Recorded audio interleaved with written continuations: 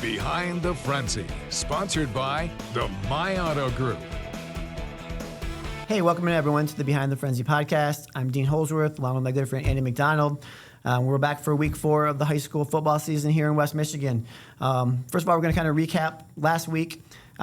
Exciting week, some really good games. We spotlighted the OK Red last week, and we had some pretty decent games. I think the teams, Andy, that we thought were going to win those games actually did, and obviously sets up some good games for this week. Yeah, it does. I mean, first off, week 4, holy crap. Like, it is moving along. It's great. Thought about that to myself today. I was like, I can't believe we're already in week 4. But yeah, no, the spotlight games definitely did go a little bit more according to plan for what we thought last week.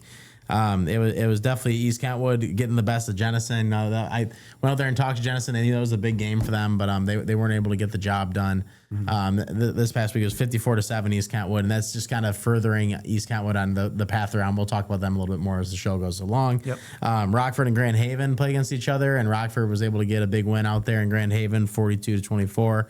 Again, we kind of knew that Brent Cummings would probably get this thing going in the right direction, and now they set themselves up for a pretty big game this week. And then the last one that we had in our spotlight last week was Granville and West Ottawa. Granville was able to get the 27-14 win. That game was a little bit closer than I kind of thought it was going to be, just based off of what Granville was able to go out there and do against Cass Tech. Yep. But good on West Ottawa for keeping it close, but they just keep having tough losses. I feel for them because I don't think they're that bad of a team, but just give it a little bit more time, and I think that'll keep going in the right direction for them. So we'll see how the spotlight games turn out this week, but last week we had definitely had some double-digit blowout wins. Yeah, Hudsonville had a good win against Caledonia too. They did, for sure. Yeah, I'll tell you what. I went to Cedar Springs, and we're going to talk about Cedar Springs here in a bit. Cedar Springs had a really impressive win against Greenville. I was there not for very long because they kind of went down the field a couple drives. One game real quick that we can talk about is I went to Tri-County. And interesting thing about Tri-County is they played Grant. And I got there, 6 seconds left in the first half. Tri-County was already leading 28-3. I think Grant was at the Tri-County 20, whatever the case may be. So last play of the half, threw it up. Tri-County kid intercepted it, ran it back 92 yards for a touchdown. Wow. And it was homecoming for Tri-County, so that was kind of a blowout. And they have a big game against Big Rapids this week, which will kind of decide the conference, or the two favorites in that conference over there. So, For sure. All right, let's talk about spotlight games. First of all, where are we at? We got Cedar Springs at Kennewa Hills, my Knights. Yes, Kennewa Hills. Yeah, it's crazy. Like, First 3-0 record since 1992, 1 year after I graduated. It's when I learned that, it was not not when you Dating graduated, myself, but when I learned that I graduated. Sorry. It's just crazy to me that Kennewa hasn't had it since that long, Dean. So Yes, I know. not to make you feel bad. That's okay. But I'm old. Yeah, no, for sure. It's nuts because my entire existence at Kennewa, when I went there and I graduated in 2014, they just never had teams that were that competitive, I guess. I mean, they had a couple teams that made the playoffs and got in, but it would always be have to play a juggernaut like Muskegon or something in the first round, and then it'd be really tough to get by. It's awesome to see this turnaround right now with Don Fellows and what he's been able to do with that program, and this just leads up to a huge game this week. They played Allendale last week, and Kennewa started down 10-0, and it was kind of like, maybe this is going back to the Kennewa of old. Nope, they ended up scoring 28 unanswered and kind of blew them out by the end. So it was impressive to see. And you said you were at Cedar Springs? Right. Yeah, I was at Cedar Springs. Obviously, very solid, 3-0 this year so far. So it's been a great season. I want to put out a couple names, obviously, from Kennewa Hills. I was talking to Jack a little bit earlier. So obviously, Grayson Fellows is their quarterback, junior, having a great season. Coach's son, Don Fellows, led Grandpa's Christian to a state championship back in the day. And they got a couple of great playmakers in London Hampton and William Fussman, wide receivers for that team who have been making plays all season. So I think I'm going to lean toward Kennewa Hills to keep it going. I know Cedar Springs is tough, but I think Kennewa Hills kind of continues their winning ways. It feels like Kennewa's just got it all rolling in the right direction right now. Like, it feels like this is going to be a special season for them, and I do think it keeps going this week. That's for sure. Yeah, definitely. All right, next spotlight game is Northview at Holland Christian. Northview Holland Christian, another matchup of 3-0 teams. Holland Christian, haven't seen them at all this year.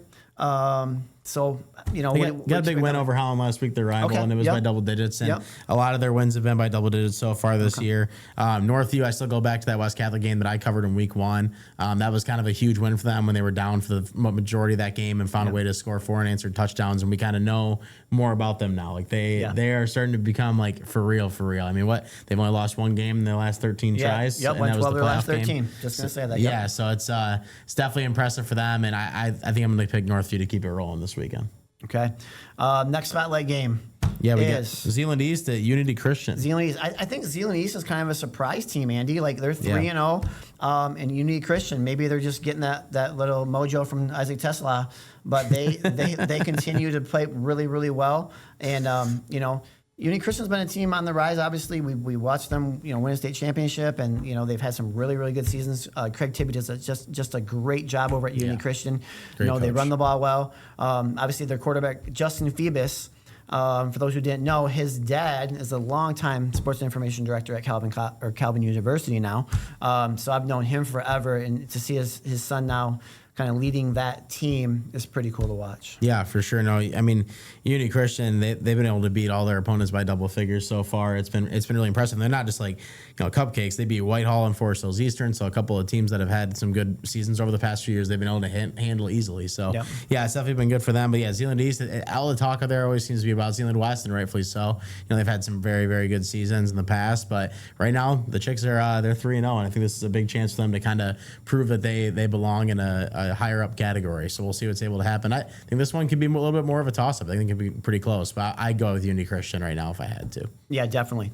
A couple other games we're going to really kind of focus on. A big OK Red game that I'm really looking forward to is East Kentwood at Rockford.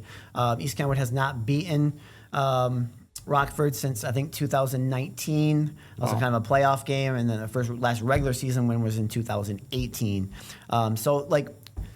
Kentwood, obviously, Cade Kaufman, Michigan State recruit, is playing well. They have just some great playmakers, a great running back, wide receiver. So they're kind of putting it all together. And I think I predicted them to win the OK Red. And if they want to win the Red, it kind of goes through Rockford. Yeah, for sure, no doubt. Even with the slower start, Rockford's been able to get it rolling now. Muskegon, they were able to get the win, and another win last week. So they're finally finding a way to get some wins on the board. But East Kentwood, this seems like the year that it's all going to come together. I agree with you on that. It feels like the talent's all there.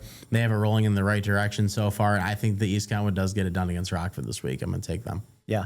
Other games we're looking at. Granville and Caledonia. That should be a good one. Like how will Caledonia kind of respond and can get, Granville obviously they didn't play great, but they got the win. And if Granville wants to stay in that hunt in the OK Red, which I think they're going to be in the mix there, obviously, I think that's a game that they have to win. Yeah, Hudsonville was kind of they jumped out quick in Caledonia, and they knew they needed to win, and that did not go the way that Caledonia was hoping to go. This is definitely a bounce back game for them. We talked about Granville last week, and maybe if it would be a little tough for them emotionally to get off the mat after losing that tough game against Cass Tech. They were able to still get the win out at West Ottawa, and now it feels like maybe they can kind of get things rolling again for them in the right direction. So yeah, this is a big one for both teams for sure. But I gotta lean Granville with what I've seen from them so far this year. They've just been so impressive to me. Yeah. So all of our spotlight games, those first 3 are all conference openers in their respective conferences. So obviously a chance for all those teams to kind of I do want to mention Byron Center and Muskegon. That's another. Oh yeah, that'll be a very interesting game. Yeah, with what they're both 1 and 2 teams right now. These are teams that have been so good over the past few years, and 2 teams that really, really need it. Muskegon, both teams actually went out of state and played last week and were able to get wins. And Muskegon's was low scoring. It was 15-6, but they were able to pull it out. This is one of those games where you just got 2 great coaches, 2 great programs. They've been good for so long, both trying to get back to 500 and kind of set themselves in the right direction to make the playoffs. Because the loser, you're sitting at 1 and 3. It's going to start to get tough at that point. So this is definitely a huge game for those 2 schools. Yeah, you kind of took the words right out of my mouth. I was going to say the loser of this game, their playoff hopes are kind of in jeopardy. Yeah, it's brutal at that point. 3 losses with the new point system and everything else. Like it's tough. Muskegon's scheduling too. They've had a tougher time getting the bigger teams getting more points. So we'll see what happens. And they definitely have a favorable, I think, schedule the rest of the way. So yeah, we'll see what comes out of that game. So. Well, hey, that's going to do it this week. Thanks for joining us, and we'll see you next week.